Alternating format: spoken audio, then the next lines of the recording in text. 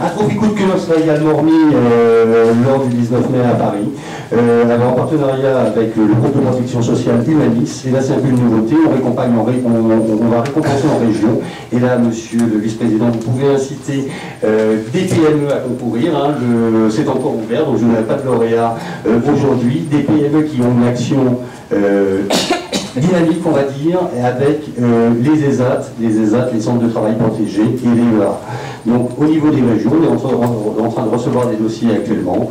On a sollicité les chambres de commerce et d'industrie, les chambres des métiers et puis également les ESAT pour nous faire remonter des dossiers sur le travail protégé de manière à récompenser ces PME qui font travailler, parce que ce n'est pas connu forcément aujourd'hui des actions, et on a des dossiers qui sont en train de remonter avec eux, donc là vous pouvez peut-être nous aider à faire remonter des dossiers du département ou de la région. On poursuit, donc ça sera tout sur les... ça je passe.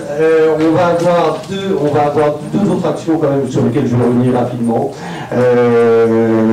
qui vont peut-être plaire à Mme Maria Ochoa-Lido du Conseil de l'Europe avec qui on travaille. C'est qu'on ouvre un nouveau chantier au niveau de l'association Accès pour tous. On en parlera sur le deuxième semestre et sur lequel je vais vous en faire part aujourd'hui, qui est l'Euroméditerranée et l'accessibilité.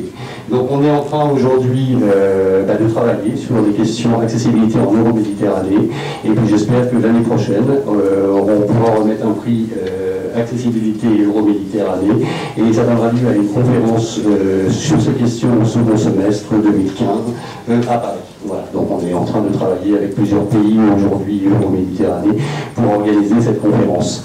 On aura un trophée d'honneur qui sera décerné aujourd'hui. Alors je vais en faire la primeur parce que normalement on l'annonce plus tard, mais je vais l'annoncer aujourd'hui. Et il sera remis au département 67. Donc vous voyez que vous aurez un prix, monsieur le vice-président, pour remercier pour deux choses. Non, pour deux choses, parce qu'on l'a vu, on a parlé aujourd'hui d'une maison qui est aujourd'hui primée, la Maison Bleue dans le domaine 41, et je sais, pour l'avoir visité, que vous avez la maison Adora à Auberne, qui est un peu dans ce même contexte. Il n'y en a pas beaucoup des maisons aujourd'hui, il y en a 3 ou 4 en France. Aujourd'hui, des maisons témoins pour montrer l'accessibilité et l'autonomie, et aussi bien les produits aujourd'hui dedans et valorisés, qui servent aussi de formation, d'information au grand public. Et connaissant l'engagement, on l'a rappelé au début, cette conférence de presse, engagement du département 67 sur l'autonomie et ces questions d'accessibilité, il était tout normal de vous remettre un trophée d'honneur, et également pour remercier, je crois, l'action du monsieur le sénateur Guy-Dominique Kevin sur ces enjeux, voilà, qui sont importants. Voilà, on arrive à notre terme. Je reviens sur ça, parce que en tant que journaliste, je pense que vous avez, je crois, un palmarès de belles réalisations, vous avez plus de compléments dans le dossier. On va pouvoir vous informer également, si vous avez besoin d'informations complémentaires, n'hésitez pas. Le 11 février, c'est dans 2 jours, je sais qu'il va y avoir un certain nombre, vous allez être très sollicités, mais c'est aussi montrer en effet qu'il y a des réalisations exemplaires qui existent en France, donc c'est bien de le rappeler, je pense, dans les journaux, à l'occasion, ou les médias, à l'occasion du 11 février. Et je tiens quand même à vous signaler que l'association Accès pour tous, parce que vous allez beaucoup en entendre parler, a rejoint depuis maintenant un mois le collectif Pour une France accessible, qui regroupe les associations de personnes handicapées, les associations de piétons, les associations de parents avec les poussettes, les associations de personnes âgées, et on aura des réunions d'avancement, et vous allez en entendre parler, parce qu'il y a un certain nombre d'actions qui seront programmées, comme l'a rappelé M. Jacques Sory tout à l'heure, l'APF, le 11 février, partout en France et à Paris. Donc on adhère complètement donc, à ce collectif Pour une France accessible.